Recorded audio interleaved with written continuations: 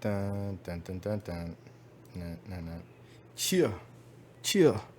Welcome to another episode of Sutton Says. It's your boy Chief Sutt in the motherfucking house. Welcome to the first video edition of Sutton Says. If you're still bumping the audio version, big ups to you.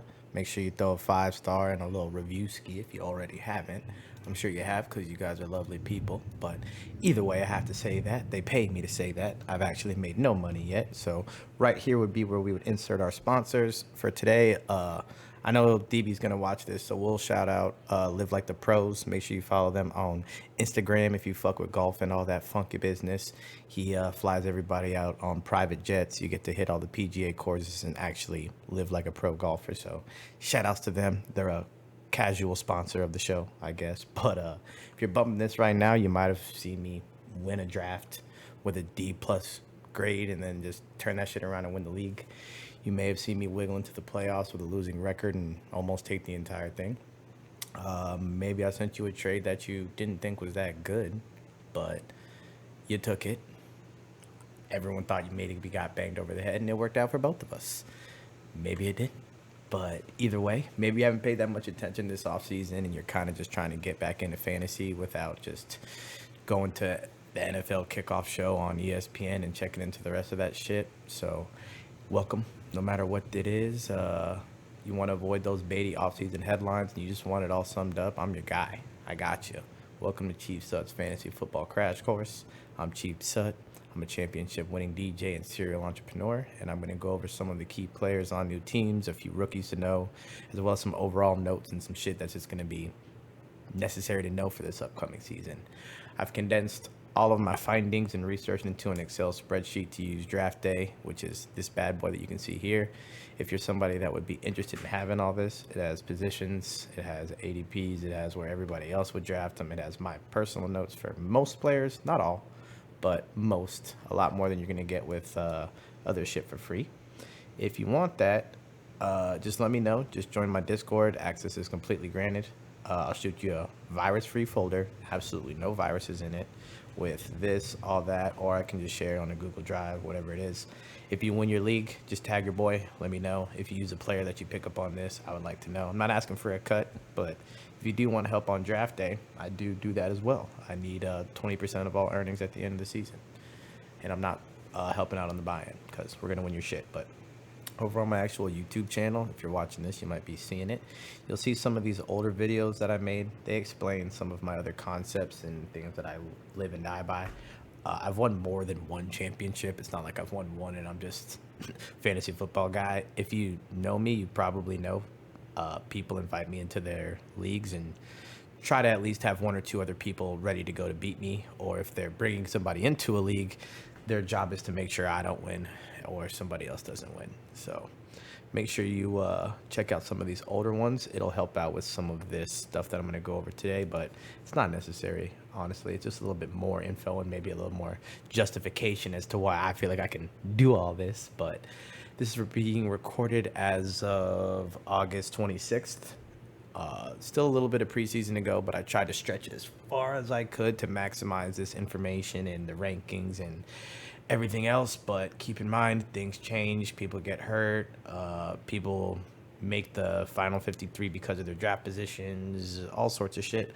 For the most part, I put in over 200 hours of research over the last few months. This is about as accurate as it's going to get for you guys. So first thing I'm going to go over is fly through some of the major players on new teams, as well as some of the under the radar ones and some injuries from camp. So new team who this is also available if you want my full draft guide, I call it my fantasy crash course kit. Yeah. But yeah, it includes all this. Early on, I put this up, Jamison Crowder, because Beasley and Emmanuel Sanders are gone, but it seems like Isaiah McKenzie and Khalil Shakir, two names for you to know, those guys have kind of taken over the slot duties over there. They're making it really clear they want to pass it really heavy, which I don't think is a good idea. I think they got James Cook. That way they can run the ball and do a little bit more with that. But ain't none of my business. But good to know Jamison Crowder's there. O.J. Howard's also there. He ain't going to do shit, but he's there. Tyreek Hill's a Dolphin. I hope you know that. Cedric Wilson is also a Dolphin. He came from the Cowboys. He was their wide receiver 3, and now he's our wide receiver 3. Low-key getting his shit taken by this rookie that we call Easy E, but neither here nor there. Probably not somebody that's on a fantasy radar right now unless you're talking Dynasty. I put asterisks next to some of the guys that I would kind of not be mad about picking up. I don't mind Tyreek Hill or Chase Edmonds because of the scheme. I'm not really sure what it's going to be. We're not sure what they're going to try to do. We just know that it should be more explosive than it has been. And they're at least going to start the season with Chase Edmonds as the RB1. Out of him, they signed Raheem Mostert. They signed Sony Michel. He's the only one that got paid anything of significance. He got like $6 million. The rest of them got like barely 1.5. So he's the guy that they want to work with. And obviously, Cheetah is Cheetah. He's unguardable. He'll have his boom or bust games. But he is somebody that I've seen slide in drafts that it's like, I'm not mad about him being my wide receiver 1 if I went really heavy on running back early, or my wide receiver 2 in a 3 wide receiver league type of deal. But CJ Uzoma, Tyler Conklin on the Jets, who the fuck cares? Devontae Parker is on the Patriots. He's going to hurt his hamstring and barely play. Zach Pascal is not a Colt anymore. He's on the Eagles. The fact that he's not a Colt opens up a bunch of other targets, in my opinion. A.J. Brown got traded on draft night to the Eagles. I hope you know that. Carson Wentz is on the Washington football team, formerly known as the Washington Commanders. I will not be calling them that. Hayden Hurst is a Bengal. Some people are really horny about that. I don't care. Mitch Trubisky's a Steeler. He's losing his job to Kenny Stickett. Evan Ingram is not a Giant anymore. He's on Jacksonville. Christian Kirk, Jags. Marvin Jones, Zay Jones. Jags went out of their way to kind of try to help Trevor Lawrence as much as they could. They got him some vets that are going to be able to get some separation. They're going to get open. They're going to be able to work the zones and just help the young kid do something. I believe in Doug Peterson. I think they're going to turn it around. I don't think any of these guys are going to be excellent fantasy-wise. Christian Kirk might be. But that's all dependent on Trevor Lawrence, who I think is a nice little sneaky one, but we'll get there. Matt Ryan, again, not someone I'm super horny about, but in 2 QB leagues, he is someone that's good to have as like a backup or even like as your second. He should be throwing it a bunch, and he's not going to have to do anything crazy with Pittman there, with Jonathan Taylor. He's not going to be asked to throw these deep balls like he was with Julio and all of them. But if he has to, like, push it upfield a little bit, he's got some guys that can get some separation and or go up and get it, so that helps. Amari Cooper, he is a wide receiver 1 with Deshaun Watson playing, in my opinion, just because he runs very clean routes. With Jacoby Brissett, I don't think he's anything higher than a wide receiver 3, and I'm not touching him. I'm not touching any of these guys. Hollywood Brown's on the Cardinals, which a lot of people hate him because of the drops. I honestly didn't like him because of the drops either, but at the end of the day, he put up wide receiver 2 numbers last year, even with the drops. So if he can repeat that, at least in the first 6 games without D-Hop, great value. And if he can form a solid connection with Kyler, they'll be all right, and he'll be all right. He can put up maybe not world-breaking numbers, but somebody solid to have on your bench or maybe even in a flex spot. But if he can put up wide receiver 2 numbers like he was in stretches for the Ravens last year, that'd be huge. But Juju, MVS, both in Kansas City now to try to replace Tyreek Hill. Good luck with that. Ronald Jones is also there. At first, I was thinking he could take the CEH job, but now I've seen everything that's going on. It looks like they're running McKinnon to start, with CEH kind of splitting it with him, and Pacheco is taking over as the 3.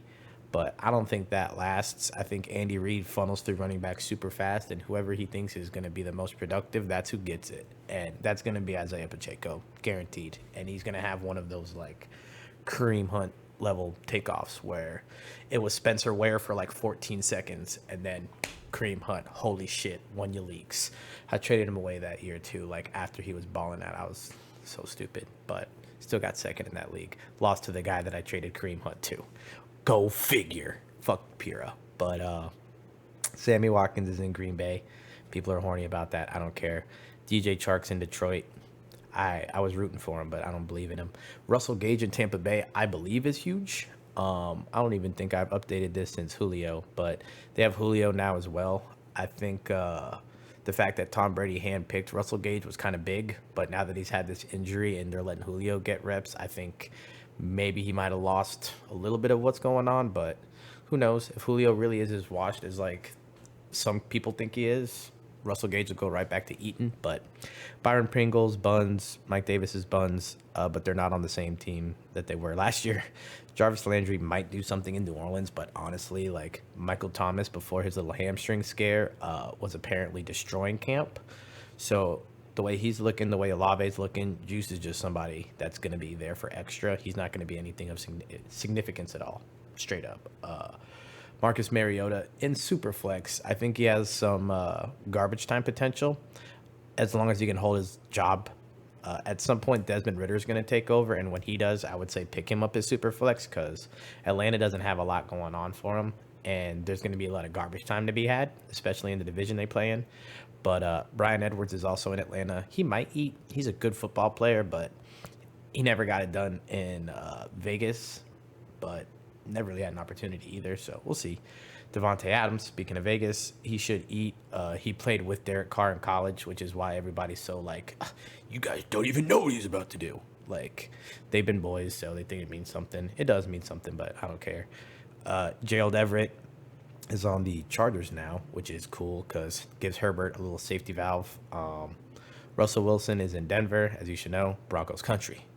Let's ride. Noah Fant, Drew Lock. At what cost? God damn. They went straight to Seattle, and now I want nothing to do with them. Robert Woods, Austin Hooper, also two guys I want nothing to do with. They're both in Tennessee. Robert Woods is not on the Rams anymore. Allen Robinson is on the Rams now. He took over Robert Woods' job. I think he's going to yeet. I love Matt Stafford. Shout outs to Frat Stafford. And then some injuries to watch include Matt Stafford's elbow, but it sounded like literally like a pitcher's elbow type deal. Like he was throwing it way too much in practice, so they just wanted to rest him. Keep in mind, there's been plenty of injuries, like all camp, and some are day-to-day, some are whatever. These are just the ones that I wanted to watch because there were people that I was kind of watching it on the, like I still like Stafford, so don't be worried about that one. Mike Evans, he always does this with his hamstring. Like, it's just a thing that happens, and then he plays in the season and does whatever. He might miss a game because of the hammy, but doubtful. Now, Darren Waller fucking with his hammy again. I want nothing to do with that. I don't want to touch him in any of my drafts. I don't want to touch him. No. There's so many tight ends. No, I'm straight. He's going to start with that bullshit. Now Devante Adams is coming in. They got Zamir White that's going to get some business. Like, no thank you. Elijah Mitchell, I was very big on him until this whole hammy thing started happening. Because, again, the Kyle Shanahan system, you miss one game, 2 games, and another guy gets hot, gone. That's it. We'll see you next time. Good luck wherever you go in your next team because we're not re-signing you. They just funnel them in. They already have like 2-3 guys that are getting work in. Plus, they already had Trey Sermon. Like, no thank you. James Washington went to the Cowboys from Pittsburgh and then instantly fractured his foot. He's not coming back anytime soon. That's going to open up more for Jalen Tolbert, CeeDee Lamb, all those guys, potentially. Put Ryan Jensen in here. He's lost for the season. That's one of the starting linemen for the Bucs. They have a few starting linemen that have already gone down with like minor things, major things, all kinds of things. So I was really big on Leonard Fournette because elite offense, elite offensive line. He's the true RB1. I was also looking at Rashard White, but now O-line injuries, getting sus. No thank you, I'm straight. They might just be passing it like a mug. Zach Wilson looked like ACL, but it's just his meniscus. Tim Patrick hurt his ACL. He's out for the season. That one hurt. He was crushing camp, and he was about to eat. That's another reason why people are big on Cortland Sutton right now, because Tim Patrick's down. Gus Edwards and J.K. Dobbins, I'm a big proponent of Ravens running backs, even though everyone hates them for some stupid reason. Yes, Lamar sneaks some touchdowns, but they run the ball a lot. They don't want to pass it. They want to run it down your throat, and they drafted J.K. to do that. He's going to be ready for week 1, and Gus Edwards isn't. So I'm expecting heavy J.K. First real game action. Like, let go. James White retired, so don't draft him. He no longer plays for the Patriots. James Robinson from the Jags is actually going to be ready for week 1 when it was looking like he might not be ready till mid-season, and people were making up all kinds of shit, and he's good to go. Same as JK.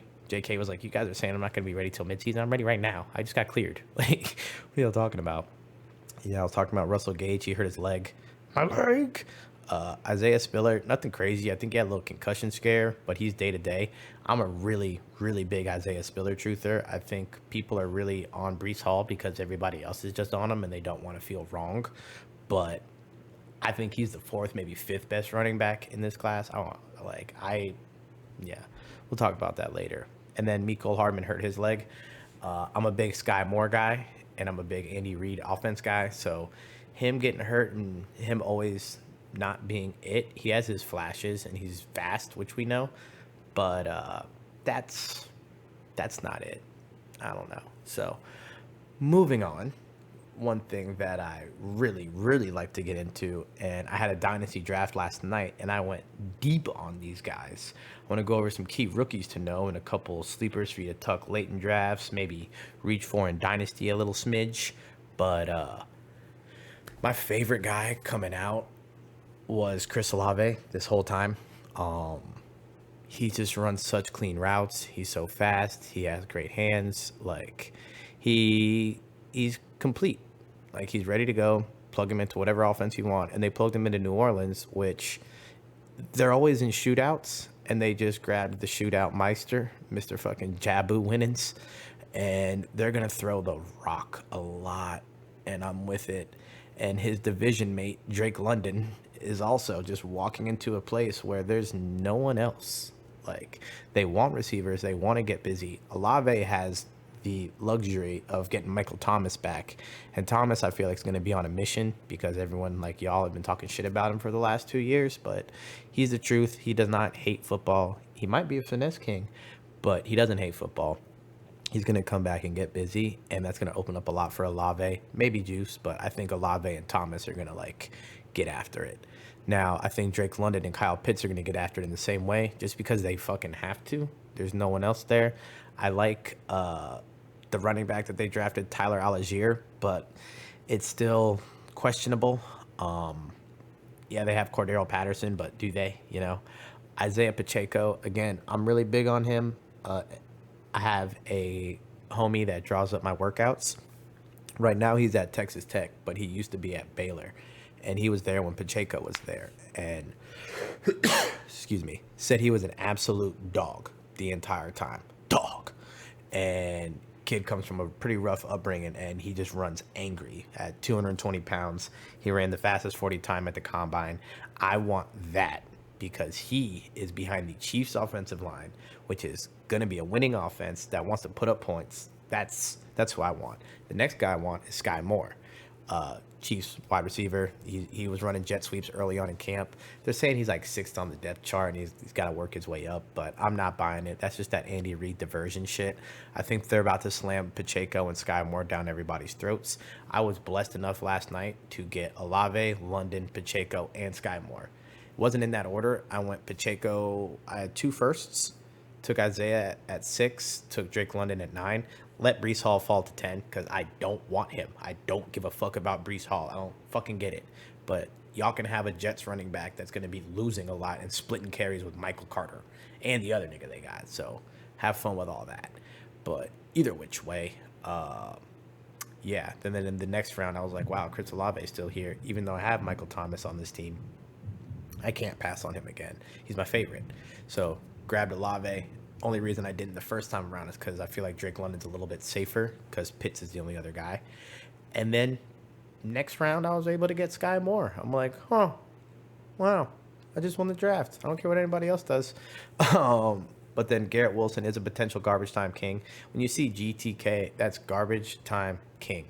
I don't know if you know what garbage time is, but that's that third quarter, fourth quarter. Either a team just losing real bad or they're kind of fighting, but usually they're losing. And they just start throwing, doing whatever they can to try to get back in it. Maybe they're down 3 touchdowns and they think they can get back in it. Losing teams put up great fantasy guys. For running backs, I want running backs on winning teams because they're going to have great game scripts. I want Joe Mixon. They're going to win a lot of games. He's going to get the ball a lot. He's the true RB1. You know what I mean? I want to hit on any of these guys. I like James Cook. He's going to be on a winning offense that wins a lot. They're going to have positive game scripts for him. Even though they're saying they're going to pass it a lot. I want J.K. Dobbins because if they're winning, they're going to pound the rock with him. Like, you want guys like that. I don't want guys on bad teams. I don't give a fuck how good they are. I love Saquon. Bad offense, bad offensive line. They're going to give him the ball a lot. He's going to be a garbage time king. But I would rather my garbage time kings be wide receivers. The garbage time king running backs, David Montgomery, Saquon, yeah, in the third, fourth quarter, they get a fuck ton of checkdowns. It's great, but it's a very stressful life. Trust me. But we make money. Rashard White, again, winning offense, good offensive line. Can't get the ball. If Fournette ever goes down, he becomes an RB1 instantly. Same thing with Spiller. He's backing up Eckler. Eckler ever goes down, I think he takes Eckler's job anyway, even though some people would disagree. And by some people, I mean Colby. But yeah, I've been over Austin Eckler. He was great last year, but I'm not buying it. David Bell is a sneaky deep one. I was bigger on him when it was looking like it was going to be Deshaun for 6 games.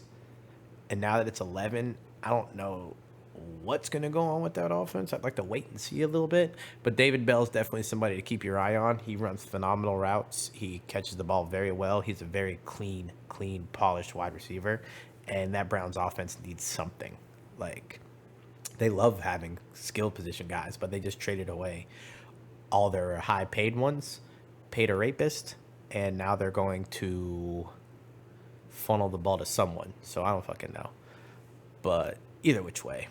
Alec Pierce, Colts wide receiver, again, another place where by default he's a starter, and they want to get people the ball. They're going to funnel the ball to him and Pittman when they're not handing it to Jonathan Taylor. Traylon Burks, he's making me nervous now, but in Dynasty, either way, he is somebody that you can combo with Malik Willis later. Malik Willis is the rookie quarterback for the Titans that's eventually going to take over for Tannehill. James Cook, Bills running back. Again, their offensive line actually isn't that good, which people aren't paying attention to. But they think, oh, Josh Allen's the greatest fucking thing ever. So we'll see. But I still like James Cook. They'll have positive game scripts, like I said. Ken Walker, he's the Seahawks running back. That offensive line is terrible. They're one of the worst teams, if not the worst team in the league. So, yeah, he'll have a couple games, but what is he actually going to do? His bad games are going to be very bad. I already talked about Malik Willis. Jahan Dotson is a wide receiver for the Commanders. Again, that's another guy that's a starter right now that you can get late as fuck. He's starting alongside Terry McLaurin out the gate, wide receiver 2, and he's having a good connection with Carson Wentz right now. So, definitely someone to watch. Jamison Williams, he's on the pup, so he's going to be out for a while, but still definitely someone that's a number 2 wide receiver right away. We saw Amon-Ra go ham last year for a little while and what that can lead up to. So I think it's somebody to at least keep your eyes on and tuck for later. Desmond Ridder is eventually going to take over at quarterback for the Falcons. When he does, let's fucking ride. Tyler Algier is the Falcons running back. He's also someone that I think is under the radar that could take off. I like to hold on to him because if the Falcons ever do turn it around in that shitty-ass division, whoever their RB1 is will get some business at least. So Jalen Tolbert, Cowboys receiver, automatic business. I think Michael Gallup's trash. They draft a receiver early every year to try to just replace him, and they just hold on to Gallup by default because they have to. They should have held on to Cedric Wilson, if you ask me, but they really like Tolbert, so that's cool. George Pickens is probably my favorite player in the entire draft besides Pacheco. Pickens is just safer, and he's a goon. He's probably going to get kicked out of a couple games, but like I said, goon. Terry McBride's a Cardinals tight end, which is somebody to watch because they like using tight ends, and Ertz is pretty old. If he starts getting some work early on and something happens to Ertz, he could just kind of pop him into the lineup real quick. Good looks for a little 8-point, 10-point week. We'd be all right. Wandale Robinson's the Giants wide receiver, very shifty. Right now, everyone's really big on Dameon Pierce, the Texans running back. Y'all can have him. Yeah, he's strong. He's killing it in the preseason. What are the Texans going to win 4 games? He's going to have a couple 100-yard games? No, thank you. Zamir White, though, that's somebody that I do like a lot. He's the backup to Josh Jacobs. As everybody's seeing, they're getting rid of Kenyon Drake. It's because this kid's the truth. They're also not paying Josh Jacobs. He's on a contract year, and they're going to run him into the ground while getting Zamir White warmed up. And then at one point, Zamir White just takes over, and he's the new RB1 there. They low-key have a very good offensive line, and I think they're going to be better than people give them credit for. So that's somebody that I grabbed last night that I'm going to be holding on to. I also grabbed Wandale Robinson. Yeah. Christian Watson and Romeo Dubes. Those are both Packers wide receivers that are rookies that you need to know about. Dubes is like a 7th-round pick or some shit that's just been crushing camp, and they're putting their like best corners on him in practice and like getting him work with like top corners so he can get prepped for the season type shit. Like, don't sleep on him. Christian Watson's been hurt most of the preseason, but he's going now and he's looking pretty good, so someone to hold on to. Calvin Austin is just deep sleep in case something happens. But he's clean as fuck, and the Steelers know how to draft wide receivers, especially fantasy relevant ones.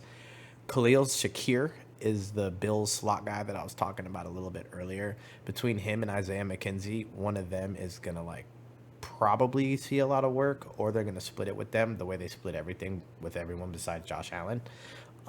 Isaiah Likely is a Ravens tight end that's been ripping it, and they kind of line him up at wide receiver. Since they don't have a lot of receivers and they funnel Andrews so much and they're leaning on Bateman so much, Likely's likely to get quite a bit of work. Jelani Woods is the Colts tight end. Somebody, again, deep to watch. Just very athletic, might get on the field early. I don't like grabbing tight ends young, like rookie ones, unless I got like deep roster spots. They hardly ever pan out early, but just guys to hear, know, see. And then Tyrion Davis-Price, thick boy. When I'm talking about the Shanahan offense, if you're the starting running back, you're good for 1,200 yards rushing and a couple catches, couple tutties, you know what I mean? Like, you're going to be fantasy relevant. He's the guy in camp right now that's like busting heads and like working. So if you're looking for like a late, you don't really know who else to draft, the board's getting kind of sketchy, you can go somebody like that. It's kind of what this whole list is for. A lot of redraft leagues, you're not going to be looking to grab these guys early, besides maybe the top ones, and everyone else is going to say Breece Hall. I honestly forgot to put him on here. Like, I'm just so not concerned with a Jets running back that's going to be splitting carries and not winning any fucking games. But last but not least, we'll go over some of my targets, avoids, and some of my strats. This will be my overall notes. So I guess we could shout out Publix. I was fooled in the past. I was told by a Publix employee that they were discontinuing the Green Wise kombucha, and this fucking dummy, they were only discontinuing all but one flavor at his. So he gave me some misinformation, and I'm sorry I spread that to y'all. I'm correcting it. Now we're back on. This one's the carrot ginger turmeric that I was talking about. We're big booch energy out here. But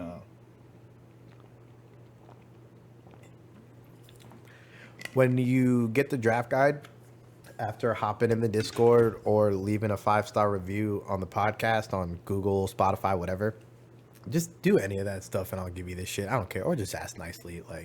But if you ask nicely, I'm going to send you the pod to like give a like and subscribe or whatever. So you might as well make life easy. But either way, this note is also like a key. So like you'll see on the draft guide, I put like GTK and very safe, stuff like that. I'm sure you could just click and be like, very safe. I'm like, yeah, he's very safe. But when I say that, maybe you need the key. You know what I mean? Here's some examples. Here's what I really mean by it. But aside from just like my comprehension and analysis, I get pretty much all my research from the Yahoo. It says Yahoo Fantasy uses Fantasy Pros and Rankings Engine for the most part. NFL.com stats based off of projections. The Fantasy Football Calculator for ADPs. That data was from 10,000. I'm so fucking high. 13,231 mock drafts up until August 9th. So they're definitely different now. But for the most part, my rankings are a little bit more in-depth anyway. ADPs and shit like that are just good to know because what is everybody else doing? You know what I mean? You don't want to reach too early, but I completely disagree with that shit. If there's a talent that you want and you're going to have to wait and he might not be there, take him. Not worth the risk, especially if the board is sketchy and it's like, I'm iffy about him, but I like him. I know I like him, but it's too early. Fuck that. Why would I take a risk? Why would I live the rest of the season with some niggas I didn't really want when I could have just grabbed the guy I wanted? And the guy I wanted ends up beating my ass a couple games. I'm like, see, should have just drafted him. But as I was saying, I get most of my information from the fantasy headliners, the the Pro Fantasy Football Podcast, which is Colby and them. So make sure you listen to theirs. I had a note that had all the places that I get my information from. I can send that later. But the fantasy headliners have some really good shit. Fantasy Football Advice is this dude, Nick. I also follow him on Twitter. His shit is fantastic. The Fantasy Football Counselor is like a Guido guy. His shit's pretty straight. I go to him for some stuff. But the fantasy headliners are my boys. Probably the most. I got their draft guide this year, kind of compared it to everything that I had, and I'm like, cool. Got a little extra from them too that I was like, nifty little nugs. All we're out here doing is just trying to throw some nugs, pick up some nugs. You know what I'm saying? But a GTK, Garbage Time King, you'll see that a lot in the draft guide notes just because, like, I love my garbage time and I follow my garbage time guys and they work every year. But the team might not do well, but he's going to eat. The numbers might be lackluster in the first half, but he always manages to salvage the day. It's usually good to great players on bad teams. Juice is a legend in garbage time. Justin Herbert, he loves it. And so does Saquon. QB proof, those are guys that, like, if their quarterback goes down, you literally don't need to worry about it. Scary Terry's played with like 15 quarterbacks in his 3 years in the league. Mark Andrews played with every Baltimore quarterback last year for the last like 6 games and went ham. Brandon Cooks is good for 1,000 yards no matter what team he's on, and they just trade him, to a different team like every year. So yeah, very safe. Again, they may not have an insane ceiling, but they're going to consistently give you what they give you at whatever round you draft them at. So the guys like Mike Evans, Diggs, Tom Brady, Derrick Henry, they might not. I mean, Derrick Henry, all those guys have like the ability to be number one overall, but you know their floors aren't that low, and they're going to produce whatever they produce based off of where you get them, especially Tom Brady. He's a great value, even though I hate him. And Mike Evans is a great value this year too. But rankings that I do are all based on 12-team full PPR. Some wide receivers and running backs may take a little downtick for half point, but you can tell by the rankings who to take and who not to take. And when you're on draft night, let's say it's getting to this part of the running back rankings and you're like, shit, I don't really know who I like out of any of these guys, but I need to take a running back. I would just go, all right, well, how do I have them ranked? Who's the most value in, you know what I mean? And it's pretty helpful when you get to like these parts of the draft and you're like, who am I? Okay, cool. Well, at least I know out of all of these, I'd rather have these guys, you know what I mean? And yeah, I got Pickens and Olave there, but I got Skye Moore up here just for the potential. I got Dotson up here for the potential, even though I love these guys. Like, they potentially should be better, but draft night, like, if it's a season-long league, I'm probably going Dotson first just because he has the connection now. I'm probably going Skye Moore first because I think he's going to start right away, whether everyone's arguing that or not. I think he's worth the risk because if he is, Andy Reid offense, like, let's fucking go. But yeah, it's kind of how I do it. And then I am not worried about this guy. He walked right in and did everything he was supposed to do. But yeah, as you can see, my rankings are a little bit different than how everybody else does them. But I grabbed them from Underdog, ESPN, Fantasy Pros. I grabbed the ADPs from that calculator, like I was saying. Primetime games are huge money makers. So players always show out, and those are the games that have the better teams sometimes. Not always, but teams with winning season projections and more than 4 primetime games, meaning these are teams that are going to be on TV, high scoring, big shit, and I want these running backs. That's the Bucks, the Bills, the Bengals, the Broncos, blah, blah, blah, blah, blah. The Chargers, the Chiefs, the Cowboys, the Eagles, the Packers, the Patriots, and the Niners. All of them have 5. And then the Steelers are just under 500, but they also have 5 primetime games, so watch for Kenny Stickett, watch for Pickens, watch for Najee. Yeah, and then you can see RB1s on all these teams. They're guys that, like, people want. Even though they're down on Miles Sanders because I don't even understand it. Nick Sirianni says out loud, Miles Sanders is a Pro Bowl guy. He's our RB1 as long as he stays healthy. Like, That's all he needs to hear. Just because Miles Sanders says he doesn't care about fantasy doesn't mean he has any influence on it. He's not going to not score touchdowns on purpose to fuck us. Like, that's weird. Packers running backs. I want both of them. Bobby O's running every Patriots running back week 1, just out of the vibes. Niners running backs, people are reaching for Elijah Mitchell and everybody they can get. Everyone loves Devante Williams, and he makes me nervous because that's always a committee. I want Joe Mixon. I want James Cook. I want Leonard Fournette. I want their handcuffs. But yeah, strength of schedule, bad teams with hard schedules that have the potential for big garbage points. I don't know if you remember the year that Blake Bortles, the legendary Blake Bortles, he produced Allen Robinson and Allen Hurns. They both went over for like 1,200 and a bunch of touchdowns. Like, that was some garbage time legend shit. He was trash as fuck the whole season, but he was throwing them things late in the game when it didn't matter and they weren't going to win. But easiest strength of schedule. Eagles have the easiest, and that's why you're seeing everybody dick riding Jalen Hurts and A.J. Brown so hard, but somehow shitting on Miles Sanders. Makes no sense. But Cowboys also. The Commanders, you can see a trend with that division. And then Giants, Lions, the Bears, and then the whole, NFC East, you can see that they have the easiest. So any players on their team should and could have some easier paths of success. But I like to look on the other side of the coin a lot of the times. Who's going to have hard games? Who's going to have to put up points in order to win? Who's going to have to catch a lot of passes? Who's going to be just on the field trying to score more? And if you can stack people that have a hard schedule, plus they have prime time a lot, those are the players that I want. So I want the Chiefs with their hardest strength of schedule. I want Rams. I want Cardinals. I want Raiders. I want Bengals. I want Bucks.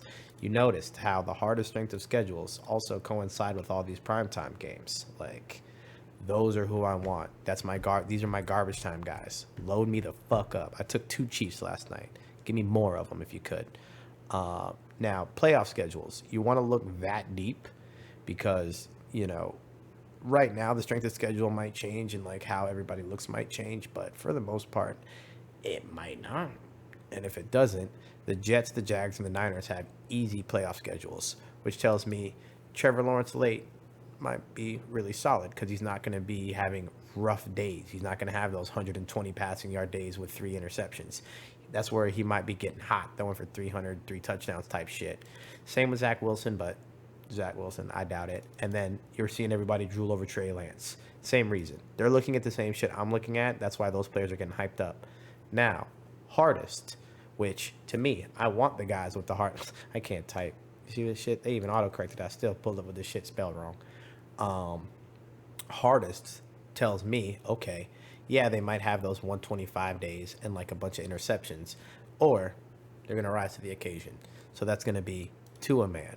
That's going to be Derek Carr. That's going to be Joe Burrow. Late.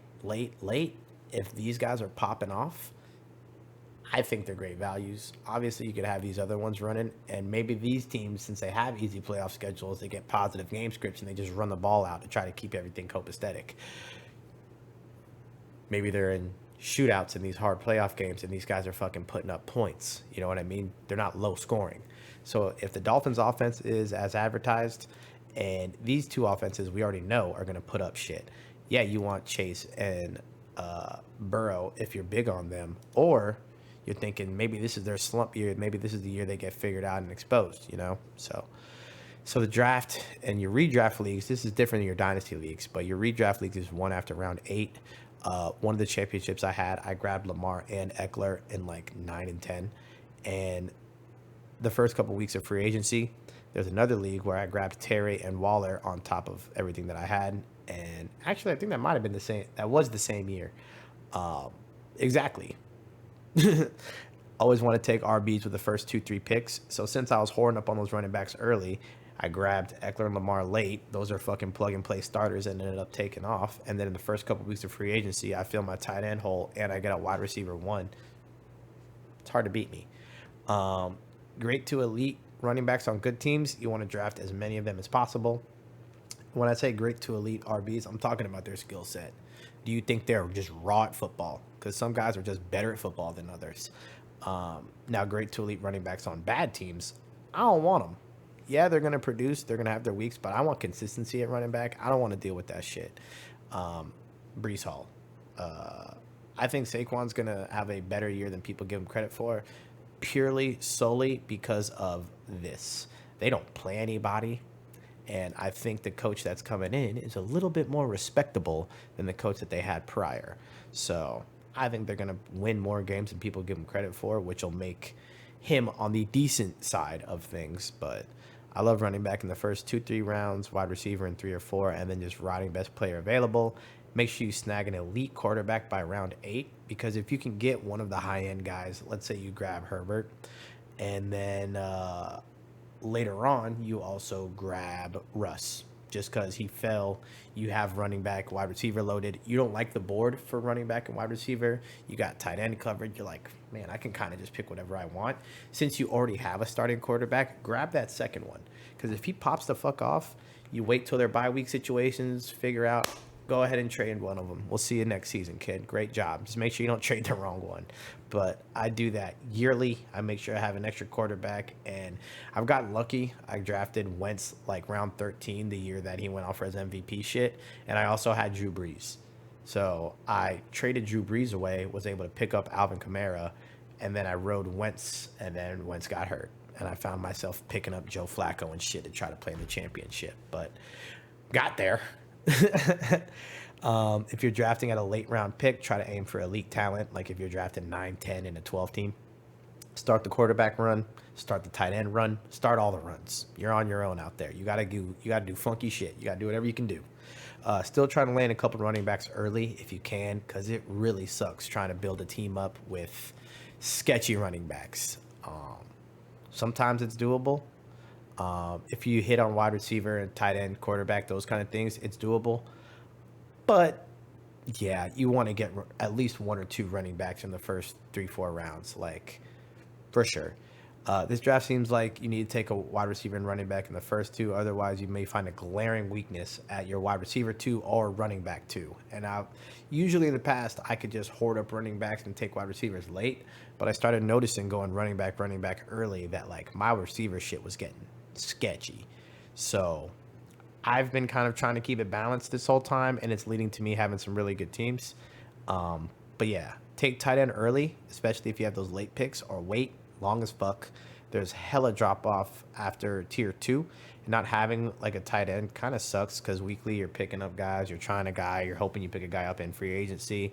But again, early free agency is a route to locking in a tight end. You just got to be watching that first week and be like, damn, this guy took off, or this guy got hurt and now it's this guy, and this guy was waiting in the wings type of shit.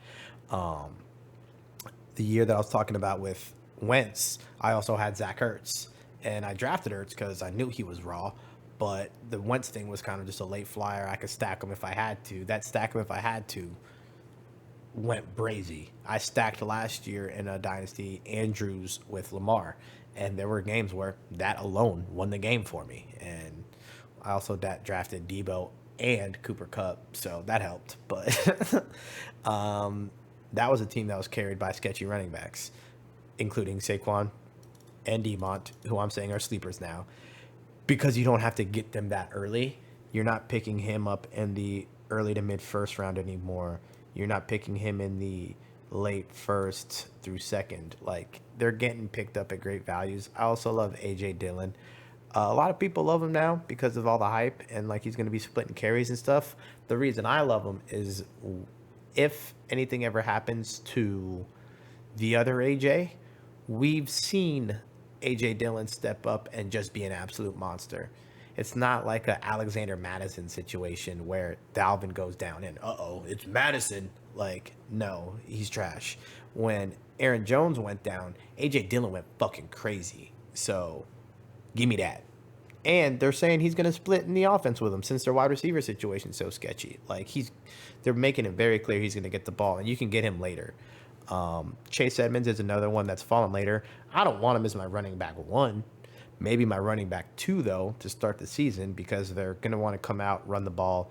Again, I said earlier, he's the guy that got paid. He's the guy they want to get the ball. I like Zeke, and he's cheap as fuck right now. I don't get the hate. You're talking about Ezekiel Elliott. He played last year on a fucked up PCL. I hurt my knee a couple weeks ago lifting, And I was just able to kind of run a little bit yesterday. So shut the fuck up. Tyler Algiers, that Falcons running back that I was talking about. Tyler Pacheco was the Chiefs running back I'm talking about. Chris Evans is my Joe Mixon handcuff. He's the guy that's the RB2, and they've been saying they kind of want to get him a little bit more involved in the offense, even though Mixon is still clearly the workhorse RB1. Like, it's not Chris Evans and Mixon show. Like, no, but we can sprinkle in a little bit more Evans to make sure that Mixon's good to go for the playoffs and shit.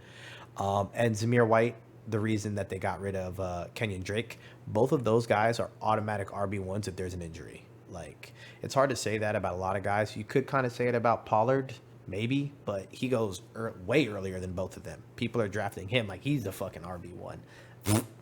But yeah, those are all RBs you can get outside of the first 2 rounds that have literal league-winning ceilings. If Josh Jacobs gets hurt tomorrow, Zamir White can win you a league. If Joe Mixon gets hurt tomorrow, Chris Evans could literally win you a league. Like, not even joking. Now, quarterbacks, if you don't get any of those early top 5 guys, you can still get Russ a little bit later, and I'm big on Russ. Tua Man, love Tua Man. Jameis, garbage time legend. I'm okay with Justin Fields. I think one of 2 things is going to happen. He's either going to be embarrassingly terrible some more, or he's not. And I'm going to bank on him not. And then Trevor Lawrence, same deal. They did everything in their power to like boost up everything for him and make life easier. So I'm excited. And people, like, the recency bias with humans these days is just so crazy. And like the way they hate on Tua and Trevor Lawrence and Justin Fields, like they're so trash because of the bad rookie year. But 3, 4, 5 years ago, when they were playing in college, they were complaining that college football is boring and not even fair to watch because these guys are so good. Like, they didn't all of a sudden just be bad. Like, give it a second. And all 3 of them have shown flashes that they're the fucking real deal still. So I'm not worried about it. All those guys are values outside the top 5 that could finish top 8. I personally like to stack one with a high ADP quarterback like a Herbert, a Lamar, someone like that, and then trade one after the bye weeks. If you end up just seeing so much value at running back and wide receiver, fuck it. Don't take Lamar. Don't take Kyler. Don't take Lamar or Herbert. Kyler's kind of going a little bit higher. I don't know why I had him in sleepers, but I feel like he could finish quarterback 1, and people are acting like I don't get it. And then wide receivers, you definitely want to note Michael Pittman Jr., even though he's not a sleeper anymore. Everyone's kind of on him. Nico Collins, starting wide receiver for the motherfucking Texans. I love me some Nico Collins. He's a big body beast. He loves Davis Mills. He got some work last year as a rookie. He came out in a very loaded class, so he was easy to forget or easy to skip across, but he's the real deal. I fuck with him. And then Amon-Ra St. Brown. Also not really in the sleeper category anymore. The hype's getting real, but you can get him at a great spot, and he's a true wide receiver 1 that's going to stay the wide receiver 1. Skye Moore is another guy that I got last night. Love him. David Bell's the Browns guy I was talking about. George Pickens should have been the first receiver taken. One injury kind of fucked him up, but I like Chase Claypool as well. I'm not a big Deontay Johnson guy. He is very good, but they're going to be passing it a lot less, and I think Claypool's going to have those very random, big play, long 60-yard bomb type of shits. Cadarius Tony, love him. Garbage time excellence between him and Wandale Robinson. They're both starters. Alec Pierce, I went over a bit earlier. That's Cooper Kupp 2.0, big body starter. Romeo Dubes, Jahan Dotson. These are all starters you can get late. They're going to, week 1 of the NFL season, they're going to be running routes, catching ball, a part of the offense. Like, and you can get them late as fuck. People are going to be taking wide receiver 3s like Tyler Boyd before they take guys like this. They're going to be taking wide receiver 2s like T. Higgins before they take guys like this. And for some situations, I get it. If you want to take T. Higgins over Alec Pierce, for sure. But taking T. Higgins over Pittman Jr. is just ignorant. And taking guys like Tyler Boyd over Nico Collins to me is ignorant. Over guys like Amon-Ra, no. Over guys like, just, there's so many. I can keep going. But avoids, I always avoid Dalvin. I drafted him once, traded him a few games in. He got hurt the next game. He's never going to make it through an entire season and actually win you a championship. When he carries you through the playoffs and everything else, he will let you down. If he already hadn't let you down by going down earlier in the season. So I don't fuck with Dalvin, but all my homies went to FSU, so he's cool, but not in fantasy. Now, Cole Kmet, I put some asterisks next to him because some leagues he's going really early and some people are really, really big on him, which makes me like, I don't like that. I would rather have, like I said, an elite guy early on, like Pitts, or wait after the Cole Kmet range. He goes in like his own little tier with a lot of these other, I'll show you.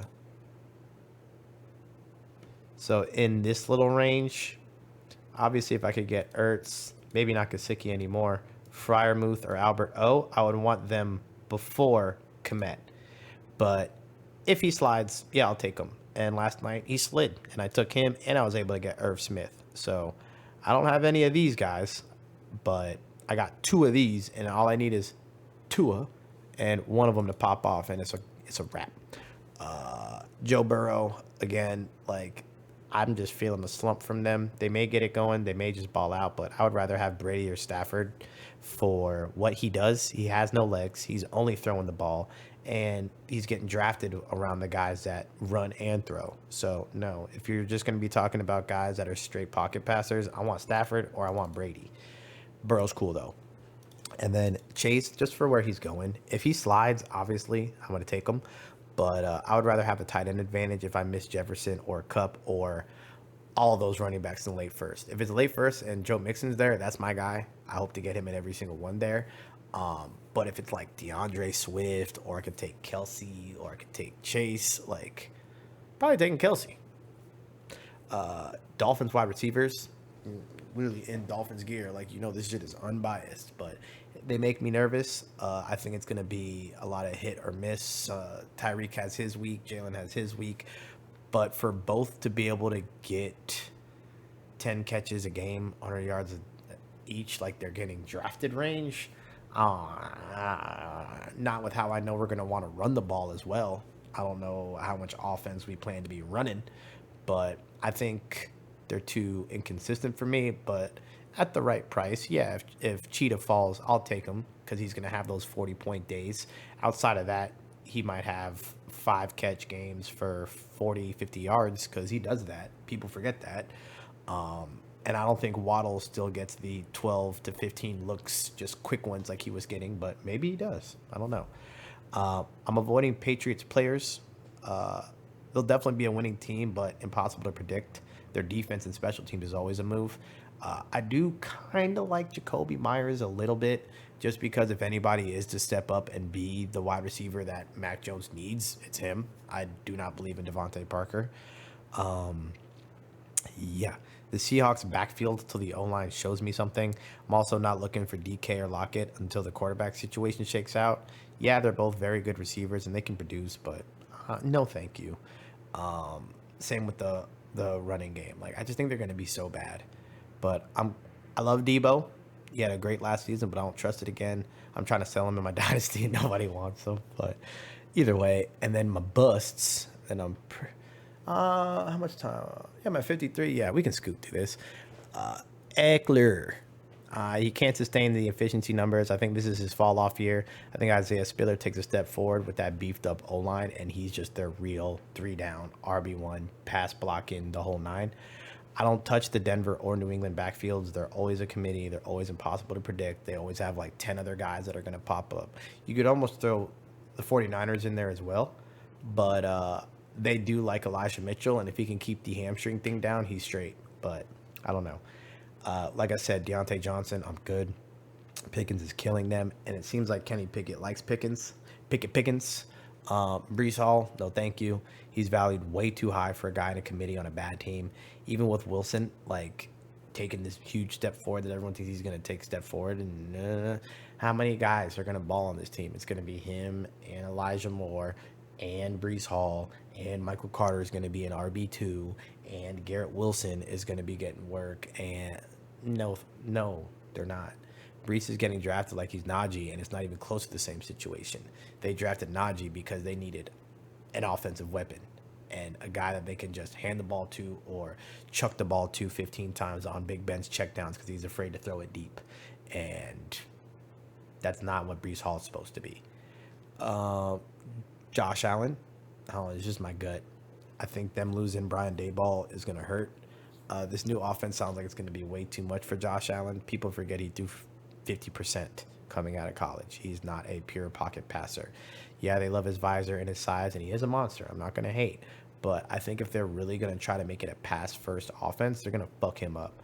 I think James Cook's going to take the RB1 role, take a lot of those rushing yards away. I think they're going to try to rush with Allen less, with them trying to pass with him more. And as much as the consensus loves him, he can't pass like Mahomes or Rodgers. So less legs, you're taking away most of his fantasy value because he does have those bad passing days where he puts up 200, no touchdowns, and 2 picks. Like, I synced it. But I want Mixon, and then I want Chris Evans hella late. I think Justin Jefferson finishes as the wide receiver 1, maybe even the player 1. He said he wants to go off for 2,000 yards this year, and I think he can do it, and he's raw as fuck.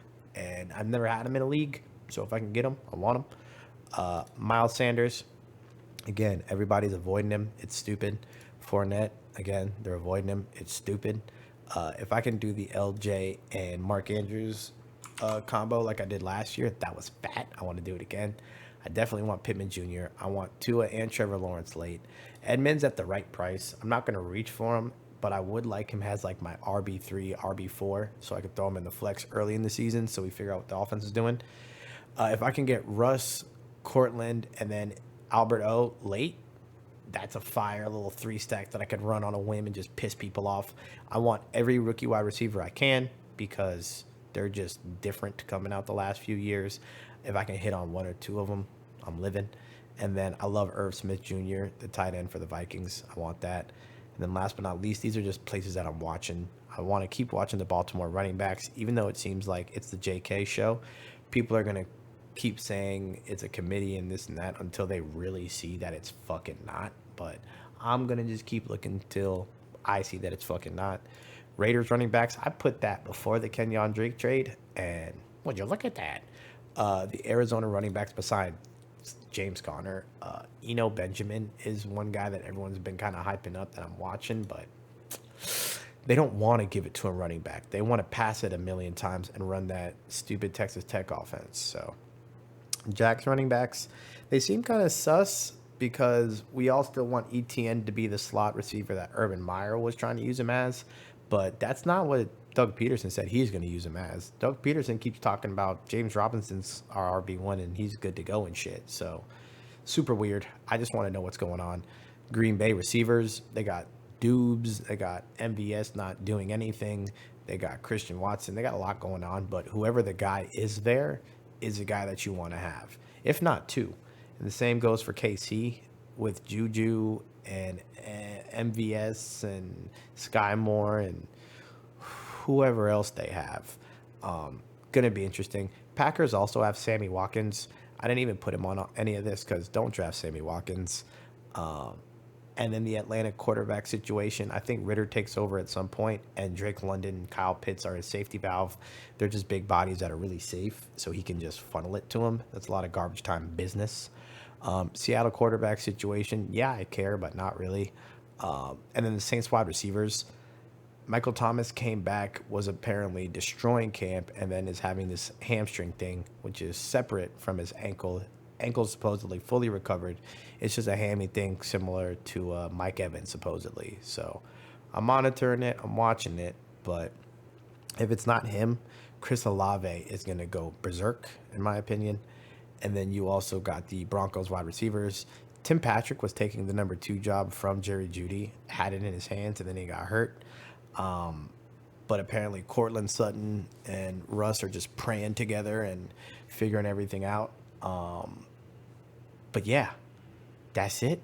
If you guys want to dig through the draft guide harder, I include defenses. I include a shit ton of wide receivers, running backs, quarterbacks, pretty much anything you need. So if you need it, let me know. Leave a review on Spotify, Apple Podcasts, any of that business. Follow me on socials at chiefsutt, ChiefSutt. My Dolphins Only podcast is Day One Dolphins with my co-host Ouch. We'll be dropping another one of those pretty shortly here. But this one is Sutton Says. Welcome back to Season 2. I know I've skimmed through the big board here a few times, but it is available for free. Again, throw me those reviews, join the Discord, whatever you want to do. I'll throw you the folder with it. And appreciate the support on this. I love y'all. I know it's been like a month. I had to move, get into this sick new place with my gal friend, and it's lovely. I just heard Junie. What up, Junie? Yeah, Junie wants to say hi. Come here. Never mind. She's running. She's a little one-eyed cat. She's a sweet pea. But yeah, I hope this episode and draft guide help you win your league. If you have questions during the season, I'll be streaming on probably Thursdays before Thursday Night Football. I'm not sure yet, but that's just twitch.tv/chiefsutt. Maybe Wednesdays. I don't know. Let me know in the comments if you're on YouTube or on the reviews when you guys think I should. I know Wednesdays, that's when there's like waivers and shit like that. Maybe if I did it on Tuesdays, that'd be a little bit different, and then we can do start sits. But as a wise man once said, peace, love, and beats. I'll see y'all in the next one. Peace.